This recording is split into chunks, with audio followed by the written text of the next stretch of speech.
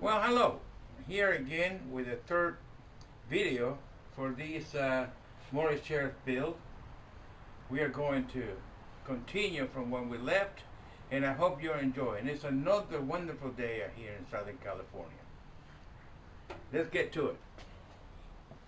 Now I'm trying to already drilled the beginning. Now I'm trying to drill the through hole,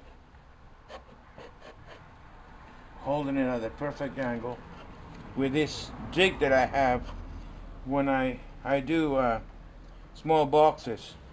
I pass it through the table saw, and I cut a the little corners are there so I can put a wedge, a key.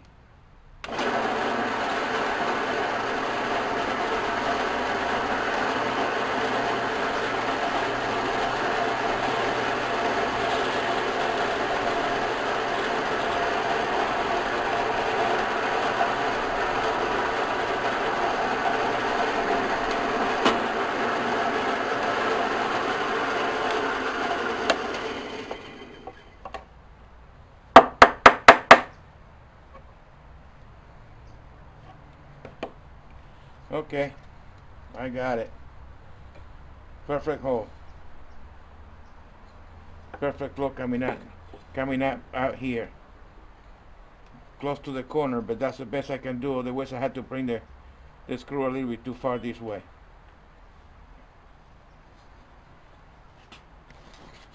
What I'm going to do is cut some plugs to put on those, when I put those corables, to plug the holes.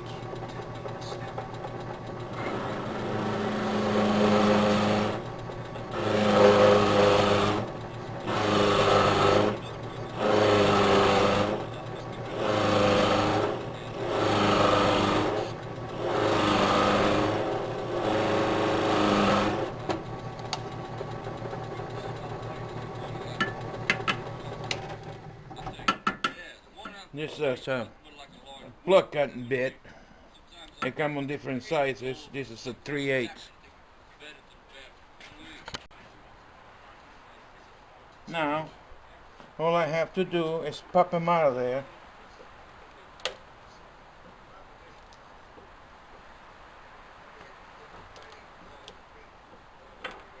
That's one.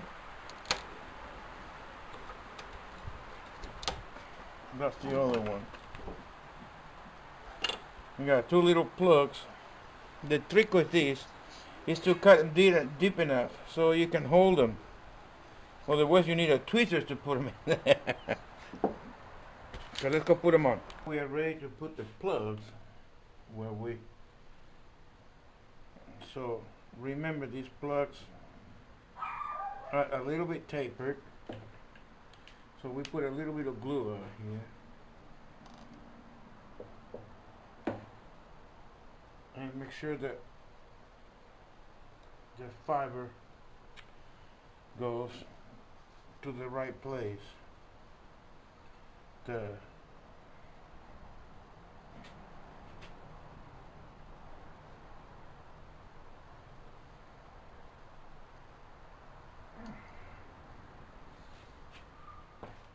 little bit of glue, and we just tap it in.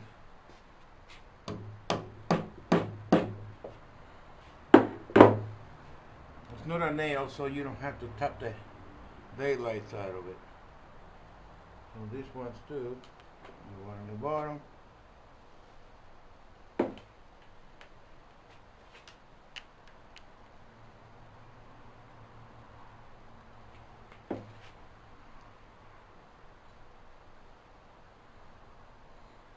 Make sure the fiber goes with the fiber of the wood.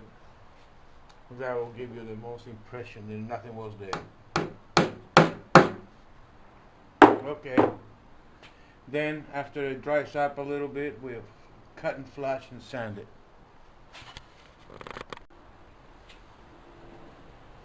Okay, now we are going to cut the extra from the plug we just put in.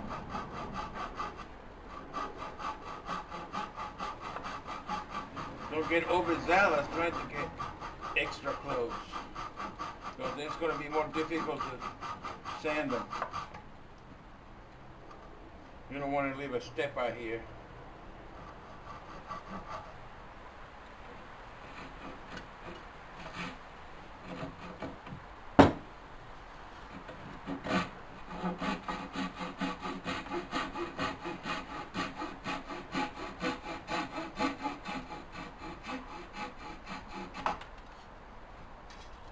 Okay, now a little bit of sandpaper.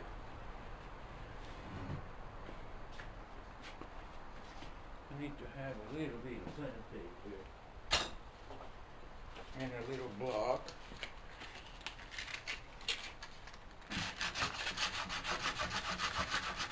Right here, I got a little bit close, just what I was telling you not to do.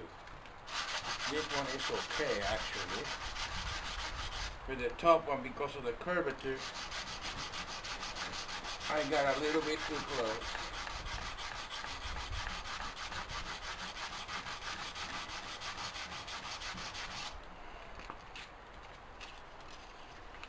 Live and learn.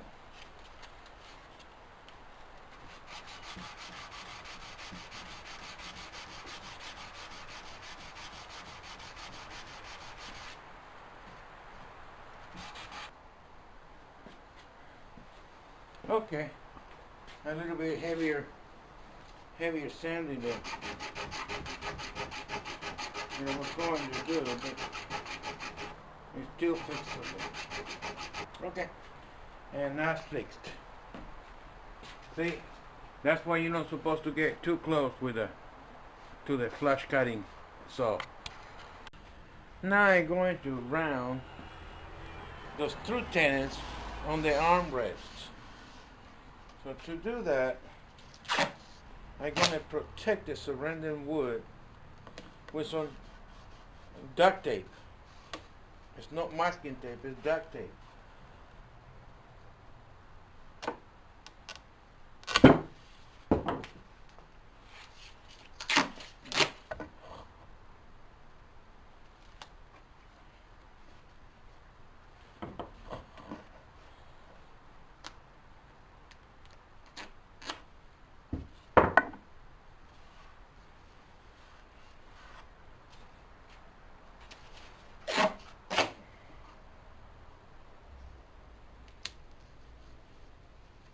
Oops.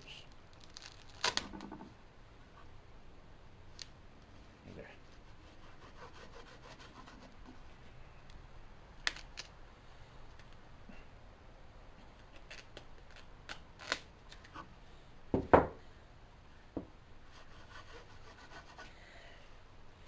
So now I get a little block of wood with some 80 grit sandpaper and start working the tenon into a round them off, so you can see the whole armrest.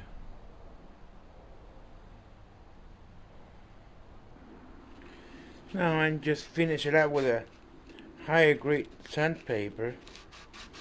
It's a 220 or so.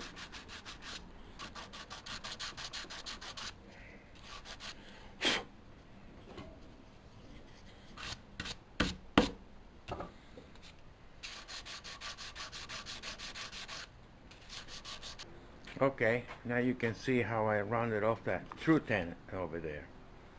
So that's what mostly done. The duct tape that I put in there to protect the surrounding wood.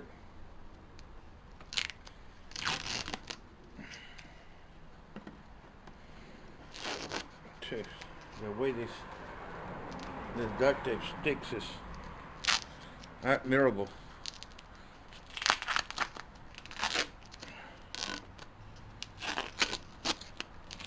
Okay.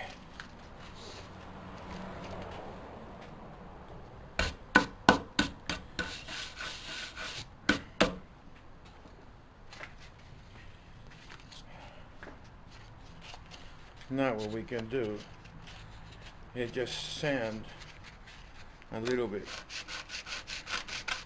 around it.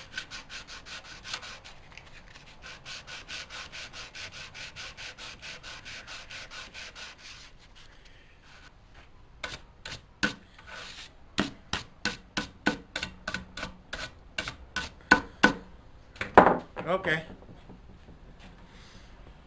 That's more or less what you like. For example, exaggerated on the picture, but it's very low. It's about a 16th of an inch. The straight part here is about a 16th of an inch, and then it rounds it off.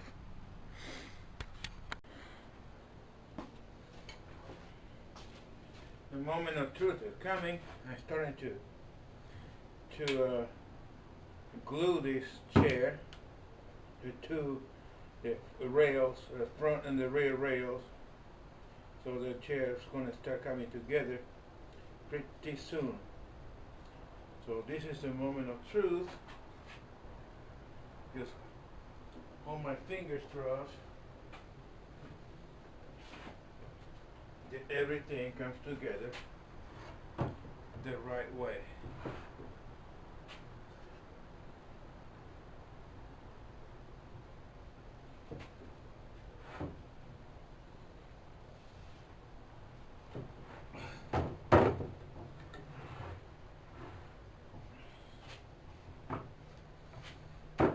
Make sure everything is cut just the right way. Like Norman says, every cut to be square and perfect. I'm going to put this one first. Square and perfect, so we don't want to have any problem. If we have problems, we did something wrong. Okay. Okay. That came out right. Now we have to put the last piece. I'm gonna have to give you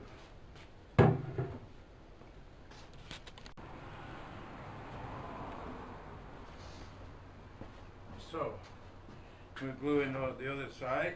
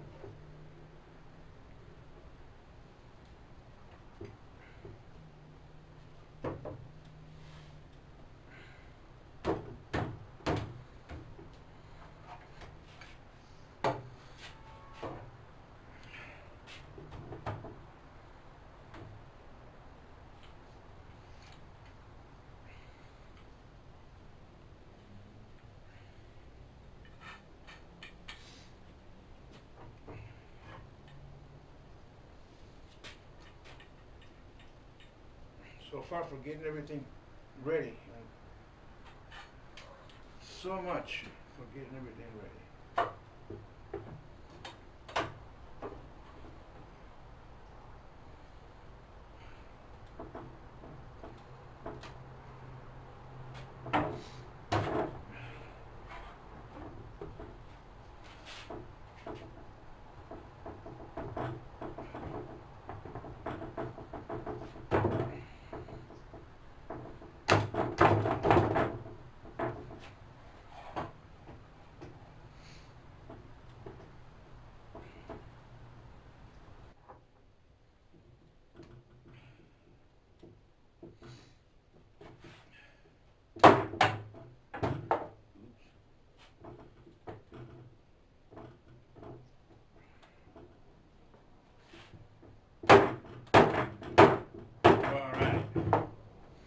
Now we're close. Now we have to do make sure that the distance in the bottom is the same. Thank God. We don't have to do anything else. Let the glue dry and cure, and we'll be in great business. I think we are, now we have to be patient and start watching, and start watching the glue dry. Okay, now we're going to start working on the corner blocks, but I can make it out of this material, but I want it a little bit thicker. I want to say something a little bit more stronger to hold the corners of the chair together. They go inside, so it's 4 triangles basically that holds everything together with screws and glue. So if this thing is too thin, I was thinking, well, I can double it up and make it just the way I like it. However, this has a tendency to crack this way. To prevent that, I'm going to glue these blocks, these 2 sandwiches, lamination this way, so the fibers goes in opposite directions. I'm going to put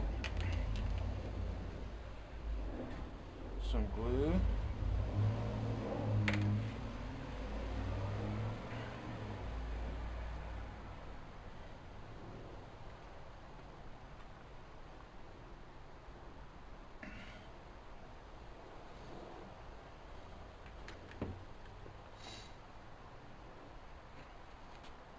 I like these brushes made out of silica.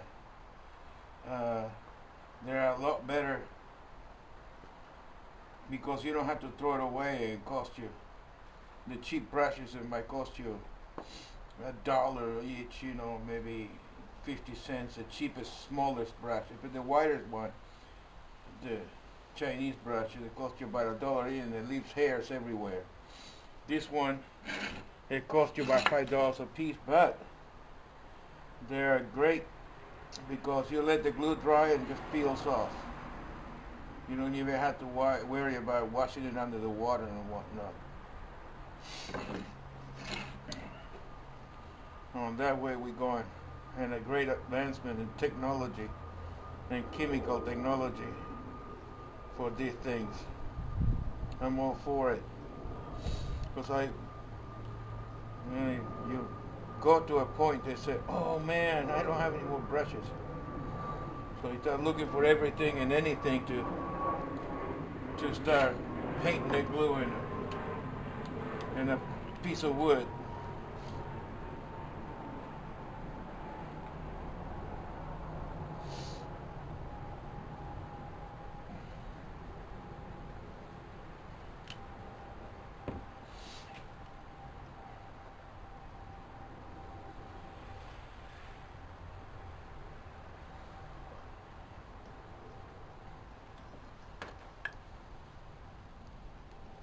And look, just make sure both sides has got a little bit of glue. Not a lot, a little, so I make sure that penetrates in this. They're not going to give me any problems in the future. These modern glues, especially these yellow glues, man, they're good. They really beats the heck out of the high glues that we used to use, or people used to use many years ago.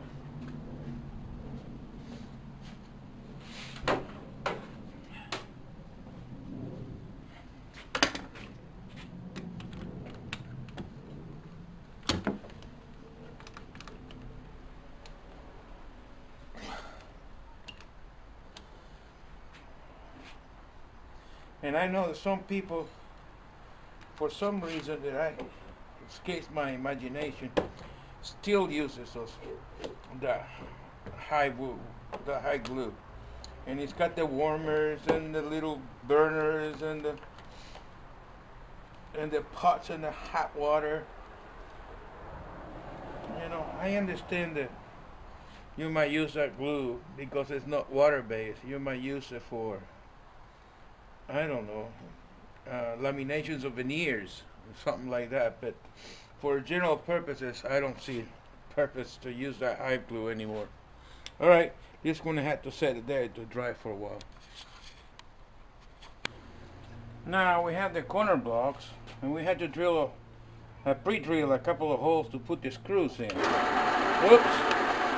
The drill bit is not properly secure. It's off center. That's not good.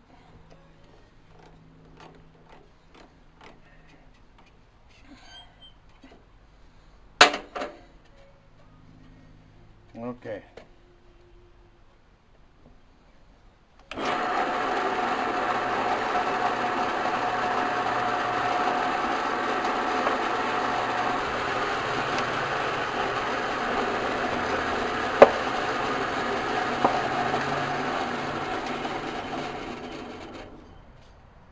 Now if you noticed these holes, there is two in the where the grain goes together where it's going to be glue, and one hole on the grain when it's the end grain. Same thing on here. Two holes on the grain that goes together with the grain, the long grain, and one hole is the end grain. But when you're looking at it from the outside, where is it? Yeah, when you're looking at it from the outside, now I enlarge the holes to get it on a flat surface. So there's two, two, and two. This hole goes that way, this other hole goes this way. So that way we're going to have an extremely strong corner block, and therefore reinforcing the whole chair. Okay, first I did is I glue these corner blocks in place. I had to be exact, so it's difficult to start the bolts when you have your glue and everything. I didn't want to do that, so I glued the corner block first, already drilled and everything, and then after they dried up, I installing the screws. There is 6 screws per corner block to make sure. One of the center screws goes down to the rail on the side, and the other one goes sideways to the rail, either on the front or the back. So that's why. And then these 2 screws on the top goes to the side rail, and these other 2 goes to the front rail.